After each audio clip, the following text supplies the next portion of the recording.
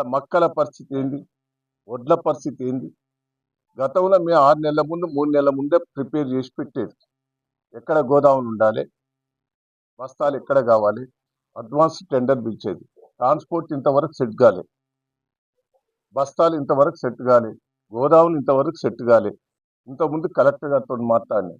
పాపం ఆమె ఏం చేస్తుంది, రాష్ట్ర ప్రభుత్వమే సరైన గైడ్లైన్స్ ఇస్తలేదు.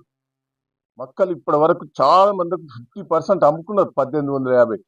నిన్న దేవరుపుల మండలం పోతే అదే 1850 అమ్మేసుకుంటున్నారు. వీళ్ళు కొనరు సార్, వీళ్ళు కొనే పరిస్థితి లేదు. ఏదో కొన్నట్టు యాక్షన్ చేస్తున్నారు తప్ప కొనే పరిస్థితి లేదని రైతులు అర్థం చేసుకుంటున్నారు. దయచేసి నేను రైతులకు కూడా చెప్తున్నా, నేను పోరాటం చేసైనా మీ బస్తాలు కొనిపిస్తా. మీరు ఆందోళన చెందకుంది. మీరు ప్రతి గింజ కొనిపించే ఏర్పాటు చేస్తా. ప్రభుత్వం భరించాలి. దబ్బుకున్న వర్షాలు పడ్డా కూడా మక్కలు ప్రభుత్వం కొనాలి. నేను ఒకటే రిక్వెస్ట్ చేస్తున్నా, మీరు ఆవేదన చెందకుండా మీ ఎంబడి ఉంటే. నిన్న నేను వచ్చేటోని, నిన్న సాయంత్రం రాత్రి 8 నన్ను వదిలిపెట్టాను, పొద్దునట్టు 9 అరెస్ట్ చేసి ఇంట్లోనే. అంటే నిన్న ఇటు వస్తాను, మళ్ళీ నిన్న అధికారులందరితో మాట్లాడినా. నేను రాయపర్తి పోతానని తెలిస్తే ఇలా ఆడావిడిగా ఏదో ఓపెన్ చేసినట్టు యాక్షన్ చేశాను. కానీ బస్తాలు లేవు, ట్రాన్స్పోర్ట్ లేదు, గోదాం లేవు. ఇంతవరకు డిసైడ్ చేయలేదు. ఇప్పుడే నేను కలెక్టర్ గారితో మాట్లాడినా, అధికారులందరితో మాట్లాడి ప్రతి గింజ కొనాలి. రాష్ట్రం అంతా మక్కలు ఇదే పరిస్థితి ఉన్నది. మక్కలు ఎక్కువ మండినాయి, ఇబ్బంది జరుగుతున్నది. ప్రభుత్వానికి డిమాండ్ చేస్తున్నా. ఒడ్లు కూడా వచ్చినాయి, అవి కూడా కొంటలేరు. ఒడ్లు కొనాలి, మక్కలు కొనాలి. మీరు అన్నిటికీ బోనస్ ఇస్తా అని చెప్పినావు. సరే, సన్న ఒడ్లకు బోనస్ అన్నావు. ఏం గారు సార్ నమస్తే సార్, కొద్దిగా జూమ్ మీటింగ్ నడుస్తుండే సార్, అందుకనే సార్. ఏందయ్యా, ఏంది గోస?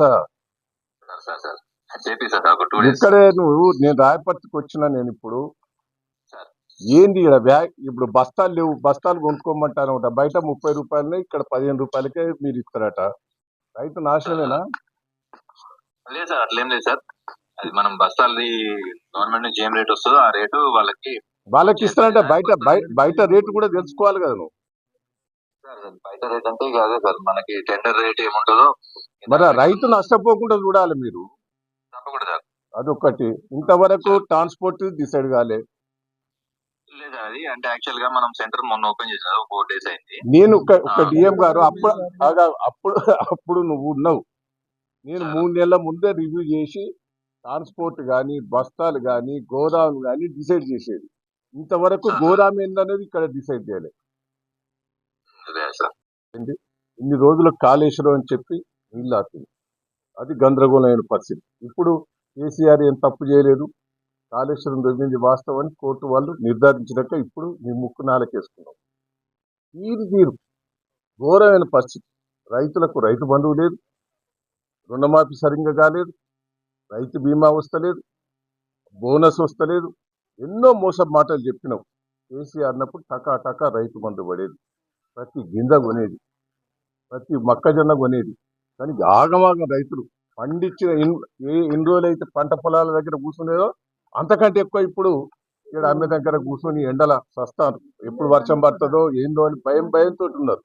ఎంతైనా గోస. యూరియా బస్తాల కాడ తలకాను పెట్టి ఇంత ఘోరంగా ఉన్నది. మక్కల కాడ కానీ, ఒడ్ల కాడ కానీ. ప్రభుత్వం దయచేసి రేవంత్ రెడ్డి గారు ఇప్పటికైనా బుద్ధి తెచ్చుకొని, నువ్వు అన్ని బోకర్ మాటలు బంద్ చేయి. ఆ మాట ఈ మాట తిట్టుడు కాదు, ఒక రైతులనైనా కాపాడే ప్రయత్నం చేయి. ఈ రైతులు మక్కలు కానీ, ఒడ్లు కానీ ప్రతి గింజ కొనేటట్టు స్పీడప్ చేయి. ఇప్పటి వరకు ఒక మీటింగ్ లేదు. ఒక ఎమ్మెల్యేలతోటో, అధికారులతోటో, మంత్రులు మీటింగ్ పెట్టేది. 3 నెలల ముందే మీటింగ్ పెట్టేది. ఇంతవరకు ఒక్క మీటింగ్ లేదు.